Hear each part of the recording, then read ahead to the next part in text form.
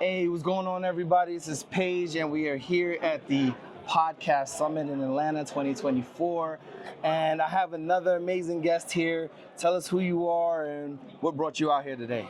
Well, my name is Mario Durson. I am the founder and creator of Tech at Night, which is a social ed tech platform. And we're looking into launching a new podcast called The AM, in which we teach social tech and trade around all things tech. Now, you got some interesting headgear in here today, so tell us about this and, how has it been moving around with it? Okay, well, I have the Metacast 3, which has color pass-through, gives me the capability to see you in person and in a mixed reality scenario. So I can hold my screen like this, pull up another screen, and then take a picture of you, right? Can you hear it? Hey, nope. There you go. Oh, there you go. There you go. And then I'm recording us at the same time. Nice. So I'm able to capture you. I'm able to capture the camera recording us, right? But we're able to bring in all the ambience without having to be kind of like right here. Confined. Nice. Now, how long have you been using this for content creation? I've been using a multitude of VR headsets. So I actually have a school, and so I had bought like 30 Metaquest 2s at the time to take out to the community, to the underserved communities. Because like, I'm from Louisville, Kentucky, so we have communities don't have the access to the technology. Right. So we take the tech to them. Nice. Virtual reality headsets give you the capabilities of taking and creating the environments so they can simulate this experience that we have in here today. Nice. So what brought you to the conference today? Well, one, to get information, create some content, but at the same time, connect up with some different people coming from all walks of life and seeing what their thoughts are around podcasting and things of that nature. Okay. Now, as far as this goes, it sounds like community is heavy to you, making sure that you're giving back. What inspired you to want to continue to give back to your community? Well, I had a heck of a journey, right? And on my journey and my upbringing, it was always about community. It was instilled in our family to, do for others, as you would like them to do unto you. Right. So the more I came into learning the technology and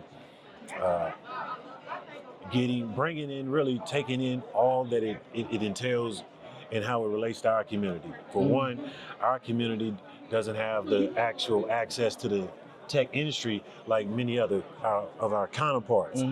So we wanted to utilize virtual reality as a tool to connect them because of the gaming. Right. Once they got into the gaming, we teach them artificial intelligence, prompt engineering, and so forth, because these are the skills that are for the future and now, but nonetheless, it's growing into that, right? Gotcha. So we align the community members with jobs that are able to give them a lifestyle that they don't have to resort to do their various things. Gotcha. That creates conflict in our communities. Gotcha. Now, what interests you about podcasting at this point? Like, do you have a podcast? Are you looking to podcast? Or are you just in a curious space? Okay, so I have I'm a creator, but I've worked with different organizations in marketing. Okay. So we created podcasts. One we did with Roots 101 African American Museum, which is called The Healing Process. That got international recognition, and then it played into the museum getting international recognition. Nice. You see what I'm saying? Yeah. So the podcasting, as it has grown over the years, like the last 10 years,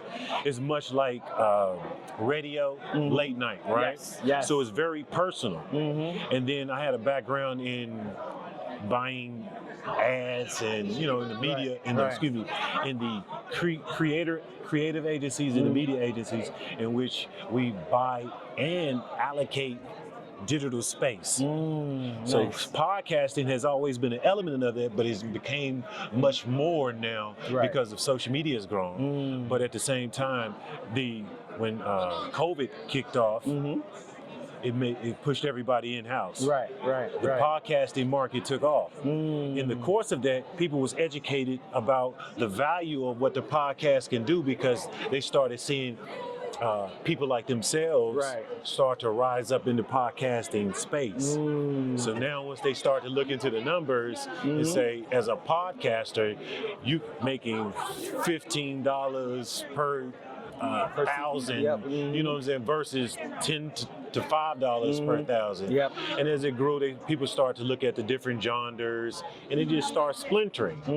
And I think it was just like a natural progression. But I look at it more so like, how can we use podcasting to better communicate the story? Right. So podcasting is a channel, right?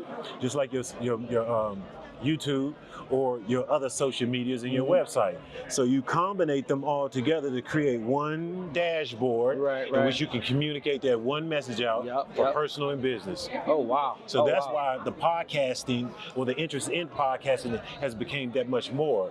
We get ready to launch the AM, which is kind of like, are you familiar with School Days? Yes. When Lawrence Fishburne came out and said, "Wake up!" That's the AM. Got you.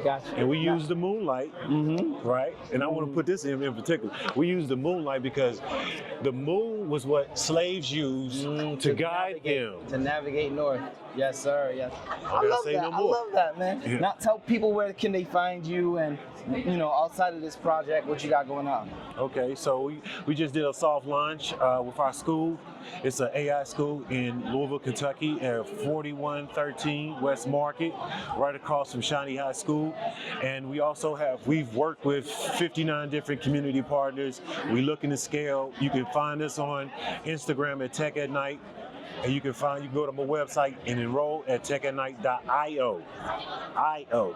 But yeah, check us out. Tap in. It's a community platform, and we're looking to build and scale. Okay. Another amazing interview with another amazing guest. Until next time, peace.